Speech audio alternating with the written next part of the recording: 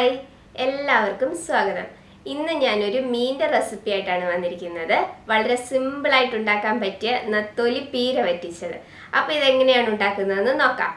നത്തോലി പീര വറ്റിക്കാനായിട്ട് ഞാനിവിടെ 1 കപ്പ് തേങ്ങയാണ് എടുത്തിരിക്കുന്നത്. പിന്നെ കൊച്ചുള്ളി എടുത്തിട്ടുണ്ട്. കൊച്ചുള്ളി ഒരു 7 എണ്ണം എടുത്തിട്ടുണ്ട്. പിന്നെ ഇഞ്ചി ഞാൻ ഇതുപോലെ ഒരു കഷ്ണം ഇഞ്ചിയാണ് എടുത്തിരിക്കുന്നത്. പിന്നെ പച്ചമുളകും 7 എണ്ണമാണ് ഞാൻ എടുത്തിരിക്കുന്നത്.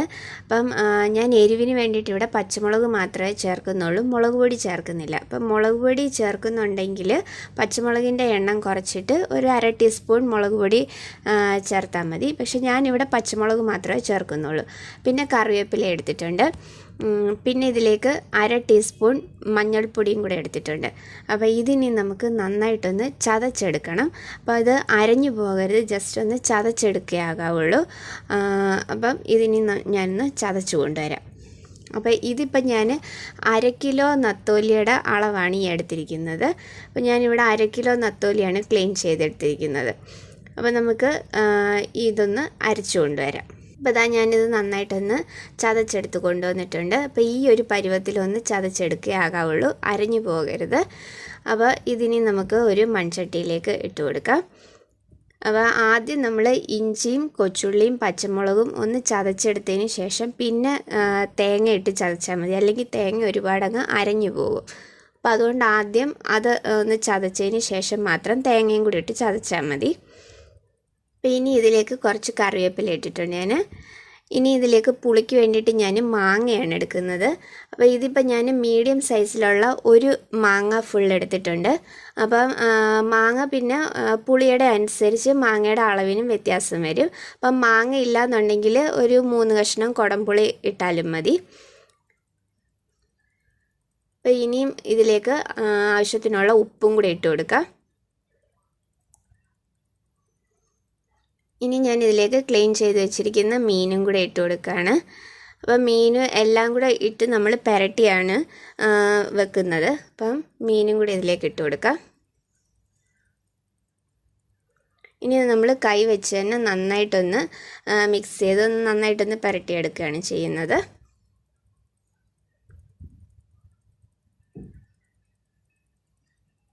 അപ്പോൾ ഞാൻ മീനൊക്കെ നന്നായിട്ടൊന്ന് പുരട്ടിയെടുത്ത് വെച്ചിട്ടുണ്ട്. അപ്പോൾ ഇനി നമുക്ക് ഇതിലേക്ക് ഒരിത്തിരി വെള്ളം ഒഴിച്ചു കൊടുക്കണം.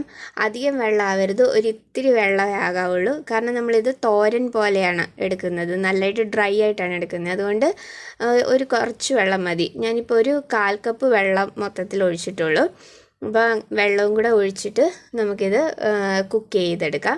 അപ്പോൾ ഇത് നല്ല ലോ ഫ്ലെയിമിൽ വെച്ചിട്ട് ഒരു 15 മുതൽ 20 മിനിറ്റ് വരെ എടുക്കും നന്നായിട്ടൊന്ന് കുക്കായി കിട്ടാനായിട്ട്. അപ്പോൾ നല്ല ലോ ഫ്ലെയിമിൽ വെച്ചിട്ട് നമുക്കിതൊന്ന് കുക്ക് ചെയ്തെടുക്കാം. അപ്പോൾ ഞാനിപ്പോൾ തീ ഓൺ ചെയ്തിട്ടുണ്ട്. ഇനി നമുക്കിത് അടച്ച് വെച്ച് ലോ ഫ്ലെയിമിൽ ഒരു 15 മിനിറ്റ് ഒന്ന് കുക്ക് ചെയ്യാം. അപ്പോൾ ഇതൊന്ന് തിളയ്ക്കാൻ തുടങ്ങുമ്പോൾ നമുക്കിതിലേക്ക് ഉലുവാപ്പൊടി ഇട്ട് കൊടുക്കണം. അപ്പോൾ ഇതിനി ഒന്ന് തിളച്ച് വരട്ടെ. ഇപ്പോൾ നമ്മളുടെ മീൻകറി ഒന്ന് തിളയ്ക്കാൻ തുടങ്ങിയിട്ടുണ്ട്. അപ്പോൾ ഇനി നമുക്കിതിലേക്ക് ഉലുവാപ്പൊടി ഇട്ട് കൊടുക്കാം. അപ്പോൾ ഒരു നുള്ളു ഉലുവാപ്പൊടി ഇട്ടിട്ടുണ്ട്. അപ്പോൾ ഒരുപാട് ആയിപ്പോകരുത്, ഒരുപാട് ഉലുവാപ്പൊടി കൂടിക്കഴിഞ്ഞാൽ മീൻകറിക്ക് കയ്പ്പ് വരും. അപ്പോൾ അതുകൊണ്ട് ഞാൻ ഒരു നുള്ളു ഉലുവാപ്പൊടിയും കൂടി ഇട്ടിട്ട് അത് നന്നായിട്ടൊന്ന് മിക്സ് ചെയ്ത് വെക്കുകയാണ്. അപ്പോൾ അതൊന്ന് മിക്സ് ചെയ്തിട്ട് ഇനി നമുക്ക് അടച്ച് വെച്ച് ചെറിയ ഫ്ലെയിമിലിട്ട് നന്നായിട്ടൊന്ന് കുക്ക് ചെയ്യാം. അപ്പോൾ ഇടയ്ക്ക് തുറന്നിട്ട് ഒന്ന് ഇളക്കി കൊടുക്കണം. കാരണം നമ്മൾ അധികം വെള്ളം ഒഴിക്കാത്തതുകൊണ്ട് അടിയിൽ പിടിക്കാണ്ട് ഇടയ്ക്കൊന്ന് ഇളക്കി കൊടുക്കണം. അപ്പം ഞാൻ ഒരു 10 മിനിറ്റ് കഴിഞ്ഞിട്ട് ഒന്ന് തുറന്നിട്ടുണ്ട്. അപ്പം നമ്മുടെ മാങ്ങയൊക്കെ ഒരു ഓൾമോസ്റ്റ് ഒന്ന് വെന്ത് വന്നിട്ടുണ്ട്. അപ്പോൾ ഒരിത്തിരിയും കൂടെ ഒന്ന് വേവണം. അപ്പോൾ ഇനി നമുക്ക് ഇതിൻ്റെ ഉപ്പും പുളിയും എരിവും ഒക്കെ ഒന്ന് നോക്കാം.